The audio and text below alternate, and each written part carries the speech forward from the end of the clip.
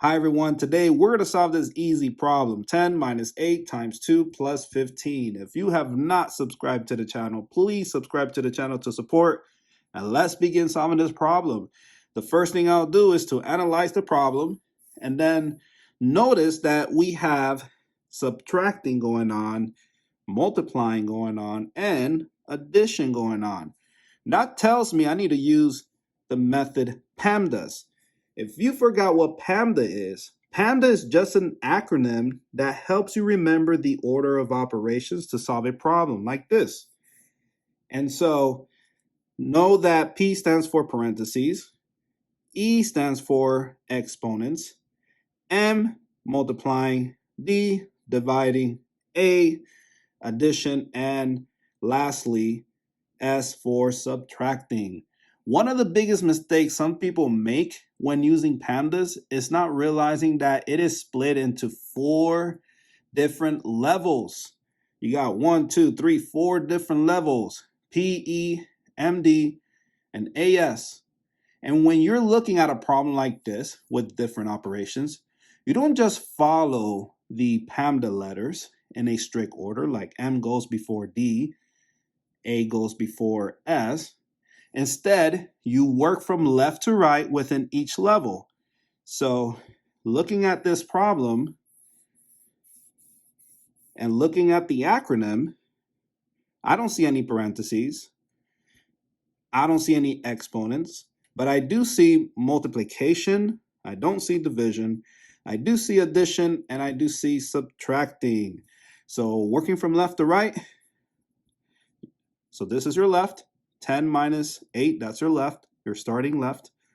There's subtracting, then go to your acronym. Notice that subtracting is in the lower level.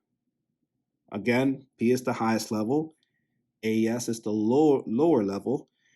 So we don't go with that one because next we have multiplication. That level, MD, is higher than AS. So that means multiplication goes first. So 8 times 2 is 16. And I write that down and then bring everything down. There. Next, again, we read from left to right. So does subtracting go first or does addition go first? Well, we look at the level or the last level. Addition will go first. However, reading left to right, subtracting goes first because we read from left to right. So subtracting will go first. 10 minus 16, think about money. If you have $10, right? You got $10 and then you pay someone $16 or need to pay someone $60 and you give your $10 to that person, how much money do you still owe? Well, you owe $6. So you're going to be in the negatives, -6. And a good way to figure that one out, just subtract 16 minus 10. That gives you 6. And then just keep the sign of the bigger number, which is negative or minus. So that's how I got -6. And next we bring the plus 15 down. And now think about money again. If you have -$6 and then you gain $15, how much money do you have now? Well, just subtract 15. So 15 minus 6 is 9. And keep the sign of the bigger number, so positive. So your answer is 9. And there you go. Easy. And that is the answer, 9.